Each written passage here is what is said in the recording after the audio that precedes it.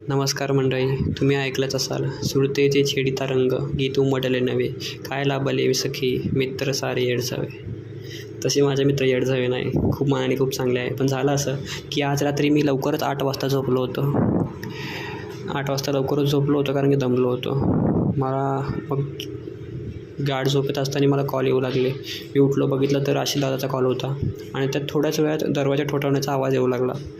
बाहेर जाऊन बघितलं तर कोणीच नव्हतं. मित्रांना वाटलं एवढ्या वेळाचा कॉल करून दरवाजा ठोठावतोय, ह्याचे पप्पा 100% बाहेर येतील, हे लपून बसले. मी खूप झोपेत होतो, बघितलं कोणीच नाही. मग ते आले बाहेर आणि म्हणाले चल जावं लोणावळ्याला फिरायला. मी म्हणलं नाही, किती उशीर झाला आहे. चल ठीक आहे, लोणावळ्याला नाही, चल आपण आईस्क्रीम खाऊन येऊयात. तर बोललो तर ठीक आहे जाऊयात. तर मग आम्ही निघालो, गेट लावला, रिक्षामध्ये बसलो कारण की अविनाशने रिक्षा आणली होती. रिक्षामध्ये बसलो आणि निघालो. बघतो काय रस्त्यामध्ये कोणीच नव्हतं, एकदम सामसूम. रस्त्याला एकही गाडी नव्हती. थोडं पुढे आलो, छत्रपती शिवाजी महाराजांची मूर्ती खूप सुंदर दिसत होती. सगळ्यांनी वंदन केलं, निघालो. तेवढंच आठवलं की इथे जत्रा भरलेली होती. अरे जत्रेचं तर काहीच दिसत नव्हतं कारण की जत्रा पण लवकरच बंद झालेली होती. थोडं पुढे गेलो स्टेशन रोडला, तर तिकडे माणसे फटाके फोडत होती. एवढ्या रात्री पण फटाके फोडत होते. मी म्हणलं यार कसं होणार. म्हणलं जाऊ द्या चला. थोडं पुढे गेलो, स्टेशनच्या जवळ पोचलो आणि तेवढी ट्रेन आली. बघता तेवढ्यात लक्ष गेलं, अरे रिक्षाची गॅस संपत आली आहे. मग काय, पहिलं म्हणलं चला गॅस पंपावर जाऊयात आणि तिकडेच गॅस भरूयात.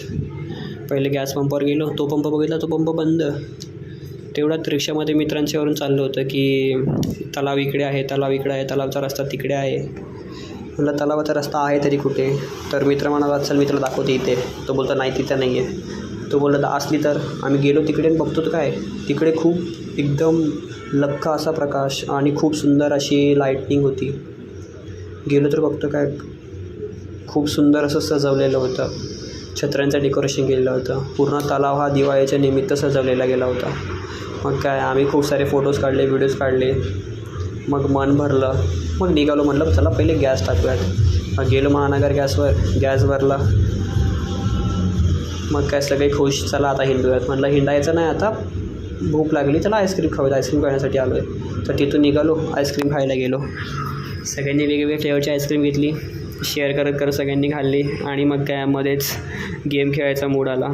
मग सगळे बसले BGMI खेळत.